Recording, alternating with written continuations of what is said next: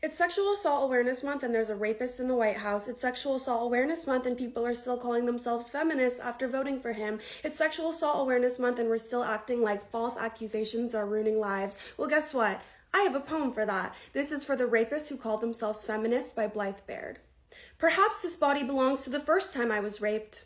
And I think about how fucked up it is to begin a sentence with the first time I was raped, and how when I talk to other women about this, it almost seems like it's not even if you've been assaulted, but when. See, women have so much in common, like loving Zumba, being interrupted, experiencing violence, and when another male friend turns out to be a rapist, the same male friend who wore feminism across his chest like a pageant sash, I can't help but remember meeting him at a sexual violence prevention rally and the disappointing irony. And when another male friend who identifies as a feminist gives himself permission to make a rape joke and call it reclamatory, as if he doesn't already catcall the girl who jogs by his house every day to remind her that she is just a woman, just a thing that he can exert power over, just a guest in what has always been his world, his streets. Never mind that your joke just made a survivor relive what was likely the worst thing that ever happened to them, and you scratch your head and wonder why women are so scared to report, while you shrug your shoulders and make our trauma into your victory lap,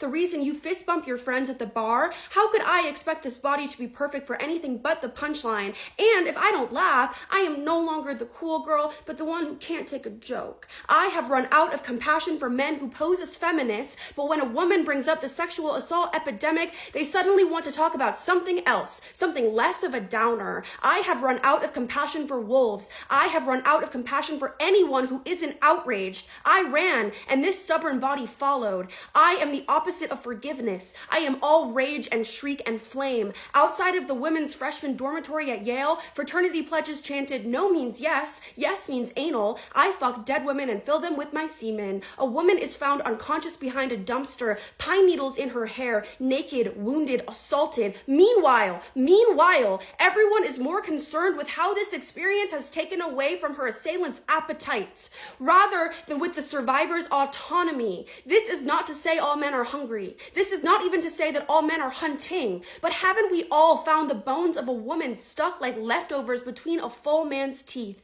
There is a fraternity in Minnesota that paints the stone lions outside their front door the color of the panties of the last girl they successfully assaulted. You call this rape culture? I call it this morning. Shit, I was catcalled 4 times today. If my trauma were made into an art museum, the most popular exhibit would showcase portraits of every man who has ever assaulted me snarling, and the smell of his sweat on my pillowcase follows me to sociology, and the whole class can tell that most days I am more victim than I am survivor. In this room, I tried to write a poem about anything other than my sexual assault, and all that comes out is my throat in his hands. A few hours before one of my best friends raped me on our college campus, we discussed the prospect of astral projection. He couldn't understand why I wanted to experience it so badly. Why would anyone want to leave their body, he laughed. And in this moment, we had nothing in the world in common.